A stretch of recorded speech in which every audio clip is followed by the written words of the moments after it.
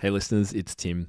Just a quick note to let you know that due to popular demand and limited places, we've just opened up enrollment for the next cohort of our flagship 12-week studio transformation program. Applications are now invited from teachers who are eager to revolutionize their studio teaching and business practices through weekly group meetings, the guidance of our incredible facilitators, and our Presto framework. Teachers involved can also complete top music certification at the same time. To find out more and submit your application, head to topmusic.co/12WST. That's the numbers 12WST today. Hey there, I'm Rachel Ehring, and you're listening to the Top Music Piano Podcast. Get inspired as we discuss creative resources, trends in piano pedagogy, ways to grow your income and streamline your studio, and new ways to engage your students each week. If you are a teacher who wants to go beyond the method books to create an innovative studio that fosters lifelong music makers, you've come to the right place.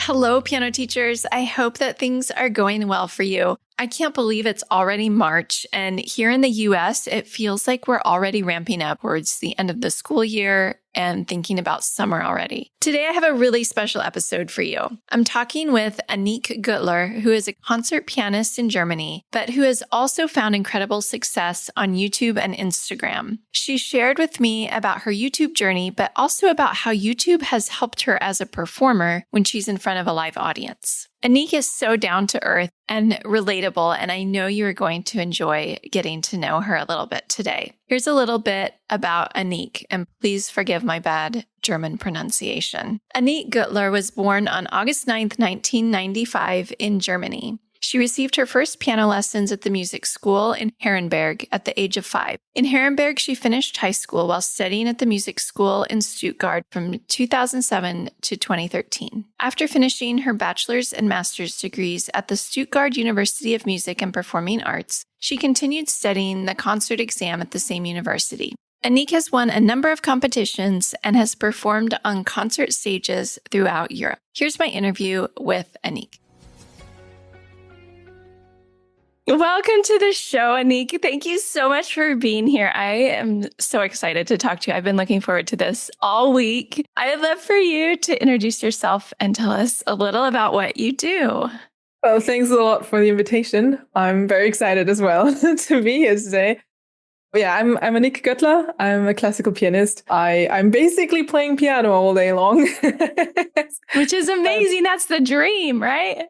Yeah, absolutely. I was dreaming to have this life when I was a child, and I sometimes I can't believe that I'm here now. But yeah, I'm doing quite a lot on social media as well, which is helping a lot to, support the career towards piano playing. Okay. So you glossed over a whole bunch of things. So how do you actually make money as a pianist, if I can ask? Mainly through concerts still. I started to organize my own concerts more and more, which is much, much more relaxed, to be honest, than waiting for organizers to contact you or reaching out to organizers and so on, and negotiating for fees and so on, which is, of course, also a big part of the learning curve, and I'm still doing these kind of concerts as well, but I started to organize my own concerts, which is so much better.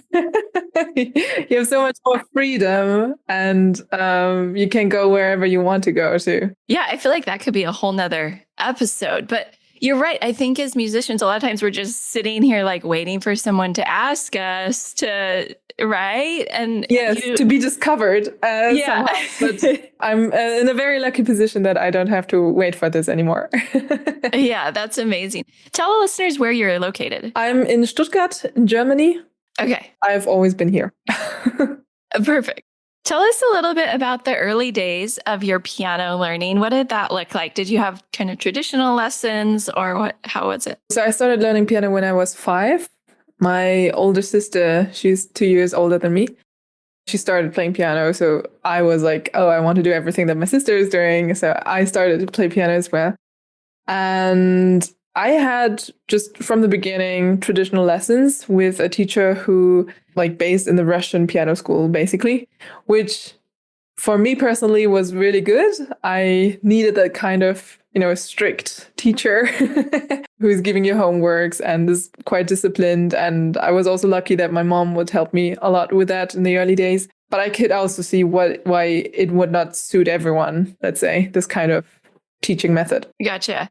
And then tell us a little about the path that got you to where you are. Did you go to college for music? I don't even know if you call it college there, but what did the further along journey look like? I started when I was 5 and I went to like a normal music school while still attending, like, I don't know exactly how it is in the US, but in Germany, so we have the normal school where you go in the morning to the afternoon, and then I come back home, I practice, I do my homework, and then at some point you go and have your piano lesson, which I had like once a week in the beginning. And then when I was around 10, 11 years old, I think that was the time when I did my first teacher change. And yeah, it was mainly because I was just too... You outgrew them? Yeah, kind of. And but it was a good moment to change the teacher. It was at the moment where, in my small hometown where I come from, I was kind of the best. And then like nobody was really memorizing the pieces. Nobody would really practice as much. And so for me, it was at some point I was asking, why do I practice that hard if I'm already the best? Like it's enough if I do it just like that, I don't even have to memorize it. And then I changed to Stuttgart, which is a much, much bigger city. And there it was normal to memorize the pieces. It was normal to practice a lot. And there were like, I was in a music class that was very motivated, like with a lot of motivated students, and who would, try to, be the best of the country, basically. And so that's like a whole different motivation level. And there I also learned that I was something like 13, 14 years old at that point when I learned that you can actually study music at university. I didn't know that before. My whole family is not musicians. So I told my parents I would like to study piano at some point. They were like, oh, you can study that. So I finished school at the age of 17, 18. Like 17, and then I directly afterwards I turned 18, and then I entered music university, also in Stuttgart, which I was very lucky because so normally we don't choose the city where we want to study or the university where we want to study, but we want to choose the right professor for us, because every piano teacher is, of course, it's like, does he or she fit your style and your character? And so that's much, much more important than choosing the right university for you. So I was very lucky that I found a professor who was based in Stuttgart as well, and who just matched perfectly with me. I also took lessons with other people at that time, directly before I started studying, and I didn't match with any of them as well as with him. And so I decided to stay in Stuttgart.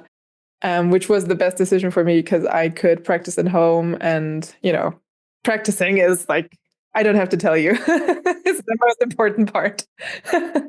And having a good piano and a place where you're comfortable practicing, I think when you're at university is a privilege, really. Like, I mean, there's piano majors, at least in the States, that are playing these crappy upright pianos and trying to do advanced technique that is impossible to do on these terrible pianos. So yeah, you're right. It's really important. So then what happened?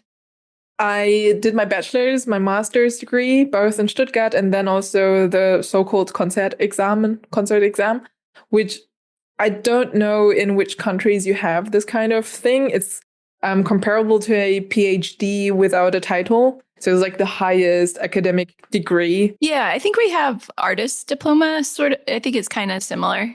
Yeah, so probably is something like that. I guess in every country it has another name. Yeah, and so I finished that also 2 years ago, and now I'm here. I'm playing piano. Yes, you are. And we have not mentioned YouTube yet, but we got to get into that because you have done some really big things on YouTube. How in the world did you get started with that? And did you have like a long vision for what you wanted for the YouTube career, or did you just happen into it? It just happened. It just happened. Well, honestly, so the whole social media thing started with me studying something else beside music, actually. As I already mentioned, my parents are not musicians. Nobody in my family is. So they told me they can't really help me in this industry and they don't really know how it's going to turn out. The only thing that they know is that it's extremely hard to follow that path and to, make a living out of that. So they suggested that I might want to think of studying something else besides music to give me a little bit more financial stability as well at some point, because even if I want to play piano forever, I will still need money. Yeah. Yes, I know. My parents still don't know how I make it. That's the ugly reality. I did like an online test to figure out what I could study and what would match my skills, let's say. And it told me that information science could be something. Okay. So I studied information science without really being passionate about it, to be honest. I was always like, piano was the thing that I wanted to do. And the other thing is, I'm going to do it. So everyone's quiet and I have it. And then towards the end of that study, I had like a class about social media marketing. That was the point where I thought, oh, actually, maybe that's something that I can use for myself. So out of a university project for that study, I started Instagram back in, I'm not sure, 2018, 2019, something like that. And so it was just actually an experiment of, let's see what's going to happen. Then COVID came and all of my concerts were gone. And I was very insecure about how my future is going to look like. And my brothers, they told me, you could just start YouTube and, have fun a little bit and see what's happening there because everyone is on YouTube today. You should just do it. And so I did it. I didn't expect anything out of that. I just wanted to share my love for piano playing, for music, and see, how to get connected with people through that platform. And yeah. And when did you realize that people were paying attention? Like, did you have a breakout video, or was there a certain point where you realized that this was something bigger? I mean, it grew over the time, but there were some videos like the 1 minute, 10 minutes, 1 hour challenges that I'm doing with quite a lot of famous pieces, which drew a lot of attention to the channel, which was good for me. And the challenges are also very fun to do. Yeah. Can you just tell listeners what those are? In these challenges, I'm picking pieces that I've never played before. And I'm giving myself a time frame of 1 minute, 10 minutes, and 1 hour to practice a specific section of the piece. Normally, I'm not able to play through the full piece. That would be too good. And after all of these practice sessions, I try to perform the piece as good as possible as it is in that moment. Okay. I have to ask you, have you really never played them before? Because I watched a couple and the end result is pretty phenomenal. I really never played them before. Okay. Except, like, there is, I think, one of the last ones, but I'm if I played it before, I would definitely say it because I don't want people to get wrong things from me. I would even say I'm not really that good in sight reading, but maybe I'm good in getting fast into a piece because I just have a specific routine that I know, okay, I'm doing that, and that's my checklist. And then I'm getting quickly through it. So you know how to learn a piece quickly and how to practice it efficiently. Yeah. Gotcha. That's the main thing. It's not necessarily about sight reading. I'm really not good in sight reading. Okay. I think that people resonate with your videos because you're so like down to earth and relatable. Like I was watching some of the ones that are more vlog style, and it's almost like watching a reality show. Like you're saying, oh, I don't want to practice today. Is that like your real feelings? Like, how do you be so natural in front of the camera? I think people really struggle. They put on their like actor face and they're like, this is what I practiced today, you know? I mean, I grew into it now after, oh my God, it's been 4 or 5 years now on YouTube, I think. Being active in front of camera all the time, it's helping a lot to feel more comfortable with the camera and, not going into that acting. Because if I look into my old videos, into the first videos on my channel, I have to cringe very hard. But that's the process, right? You're not yourself there, and I guess it's really a question of how often do you do that, and if you get used to that, it's going to be easier. Yeah, well, that was my next question: is how much time? Like, do you film every day, and how much time are you actually filming? Actually, I am filming every day, but I'm not showing everything every day. I'm most of the time filming it myself playing piano. So afterwards, I can look at the recording and see what I can do better. But I'm not necessarily filming myself talking all the time. Yeah. And then I'm guessing at this point, you probably have an editor who splices all that together. Are you doing all your editing? Yes. Oh my goodness. That's amazing. I'm still doing everything myself, but I am already thinking about getting some help there. It's taking too much time. Yeah, that would take a lot of time. So I feel like it would be a little hard to go back and forth between you're doing a lot of things, but the actual practicing, because you're still performing on concert stages. So you have to actually practice, but then you're also practicing for the YouTube channel and creating content for that. How do you balance all of that? Well, for example, right now I am learning new program. So, and I really don't have a lot of time to learn that program. At the end of March, I already have to perform it on stage, which is really not a lot of time. Usually I would have much more time, but in this case, it was just not possible. So right now I'm not really creating new content in terms of, for example, filming the challenges. The challenges, they take up to 2 hours of filming, or building up all the cameras and starting to film until the end, and then you have to film also the talking and so on and so on. So 2 hours just filming plus a bunch of hours editing, that's just taking too much time. So I thought I'm going to do this vlog where I'm just filming what I'm already doing. So I have more time left for actually practicing. And while I'm editing, that's the interesting part that I learned now. I can actually see what I'm doing wrong while I'm practicing. Yeah, that's true. It's a benefit. Huh? It was actually quite fun to see myself practicing all the time. Yeah, I bet you learned a lot about your playing. Are there other ways that filming for YouTube and putting these videos out helps you on stage, on the actual stage? So when I'm doing, for example, work in progress videos where I'm recording a new piece or a piece that is work in progress, normally these are pieces that are relatively fresh in my repertoire.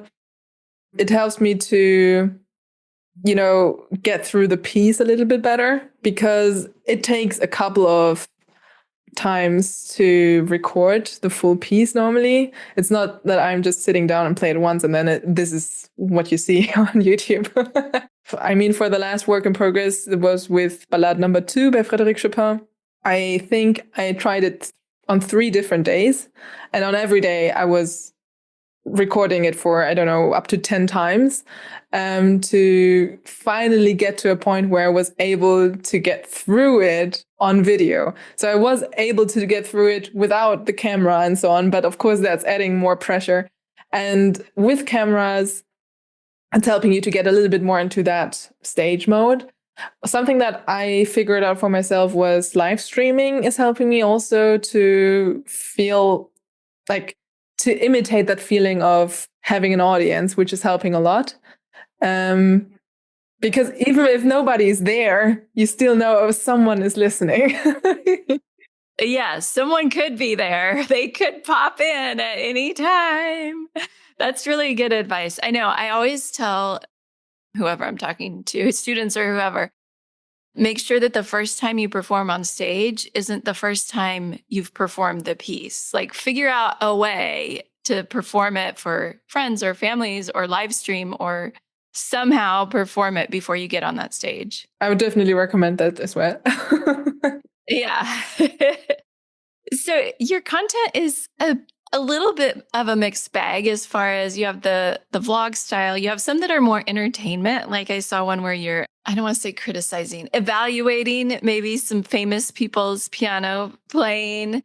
So they're more like entertainment based. And then there's somewhere you're actually teaching. Is there one style that is your favorite to film? I mean, not really. I think I still enjoy the challenges the most because there is really focusing on like piano playing and me playing piano. So it's not like I'm just talking and talking and talking. It's more actively doing something. And the challenge is always real. I think what people maybe don't know is that there are maybe like 2-3 challenges that I filmed that I never published because it went so badly that I thought I can't share that. And or the other way around, that I thought, okay, this went way too smooth. Nobody's going to believe that I never played that piece. That's funny. So I would love for you to give a little advice for those of us who are maybe putting some things on YouTube. What advice do you have and what mistakes do you see other creators making? I think I would start with thumbnails and titles. I'm not good in this neither, but I try to figure out that game. Because your video might be pretty cool and the content might be pretty cool, but if the thumbnail can't compete with all the other thumbnails that we receive on our For You page, nobody's going to watch the video. And so maybe we need to, have a deeper look into what kind of catchy title can we put there, what might interest people, and also for the thumbnail, maybe we need more flashy colors or maybe less colors, or maybe it needs to be a little bit more clear to the audience right from the start what they can expect from the video. Otherwise, if there's only one person sitting at the piano, it could be anything. Yeah, so it needs to be a little bit more clear to the audience because we are not competing only with other pianists who are sharing their content, but with everyone who is sharing their content on YouTube, which is a lot. Yeah, for sure. And you're right. If nobody clicks on the video, it doesn't matter how good it is. Are there any, I don't know, do you have any resources for getting better at thumbnails and titles, or how did you crack the code? And I know you said you're not perfect at it, but it's worked for you. I think there are plenty of videos on YouTube where you can learn about that. And the thing is that the algorithm is changing all the time. But you can also just look at videos that are performing very well, that are not necessarily in your niche, but like in general, what is performing well on YouTube, and try to copy what they are doing for your own video. Just try to figure out what works for them. Maybe the color works, maybe the way it's written works, or maybe they didn't put so many words into the thumbnail or something like that. Or specific words that will help. Are there any other mistakes that you see creators making beyond the thumbnail and title, maybe as far as content and editing go? I would say that, for example, I see quite a lot of people not editing enough in terms of it's too long for one sentence to be spoken, or there are too many as and breath in between, and people nowadays, they just don't have that attention anymore, so they need the information to be quick and it needs to be like a little bit poppy. So we need to try to be a little bit speed up, a little, like, I know it might be sometimes a little bit too much for some people, but that's the style on YouTube. And the other thing is that we need to tell stories. If there's no story to be told, then nobody's going to watch until the end of that video. So we always need, like, for example, for the challenges, people want to know, okay, is she able to get through the challenge, or where is she going to end up at that challenge? So people are actually having an interest to look until the end of the video. if there is nothing to aim for in the video, people are not going to stay there. That's such good advice, especially as pianists. I think we forget about the story part, that we're like, oh, I'm Which just going is to too play bad this. because we're know. stories at the piano all the time. I know, but you're right. You have to, from beginning to end, you have to tell the story. I'm going to think about that more. I'm going to let it fester in my mind and see what happens. I would love to hear what you think is the future of classical music.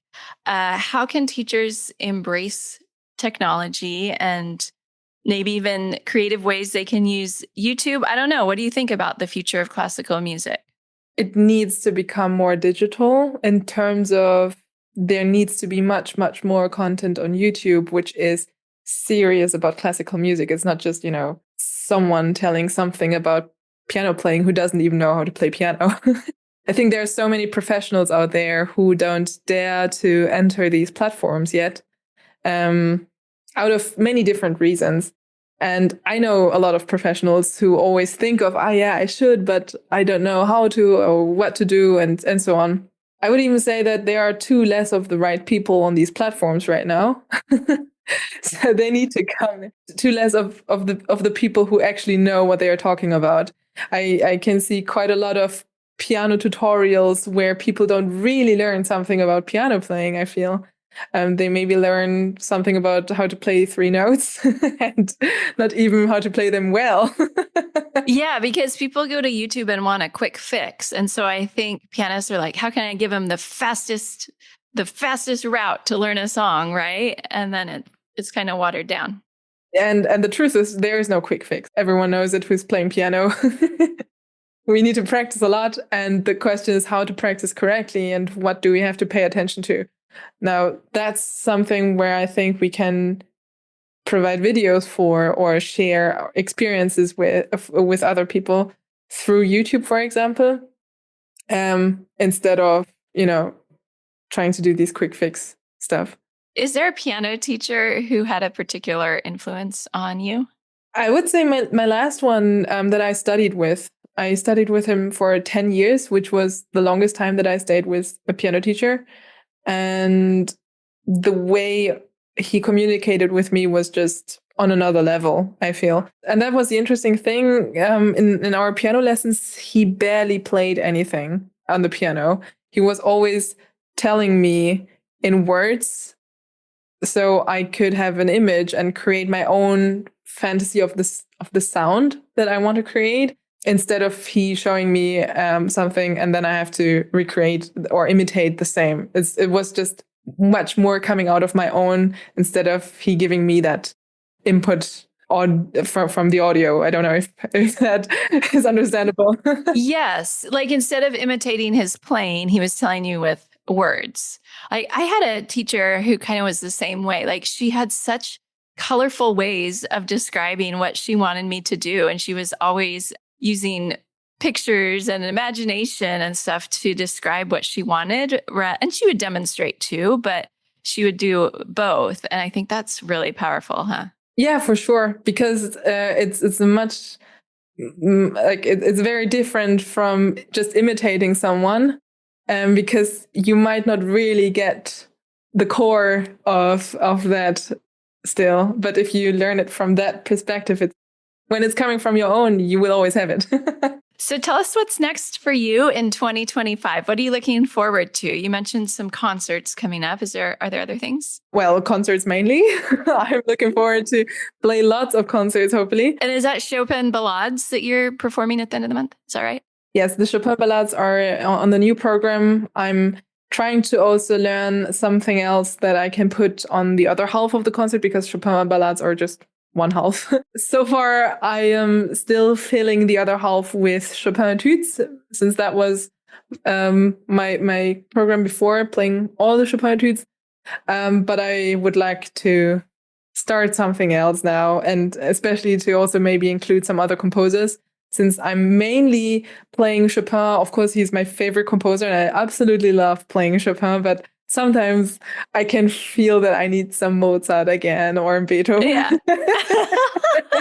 So it sounds like you really love the classic piano composers like Chopin, Mozart, Beethoven. Are those like your top ones?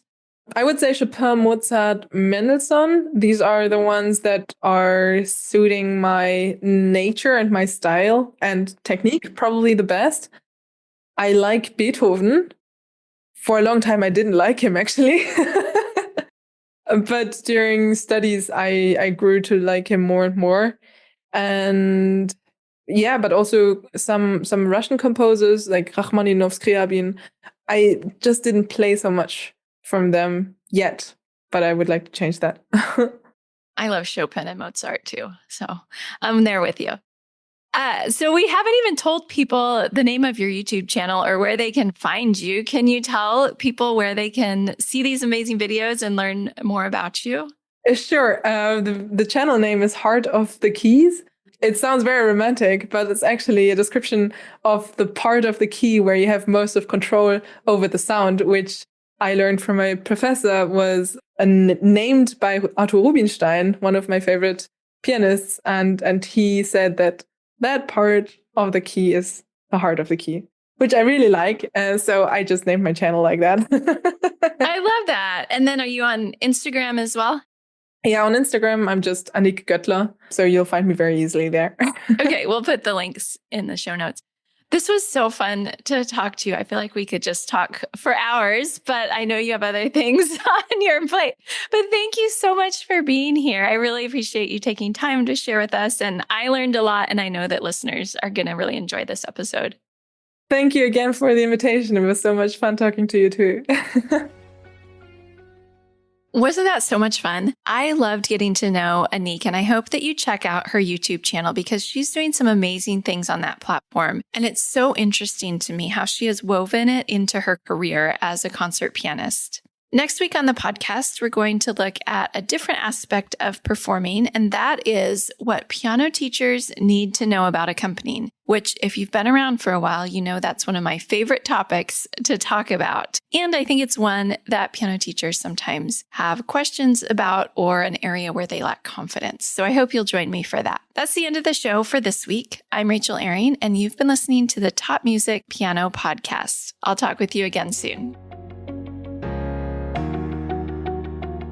How do you keep up to date with all the latest trends and research into music education? How do you connect with other teachers around the world and make sure your teaching stays fresh and relevant for students of all ages and stages both now and into the future?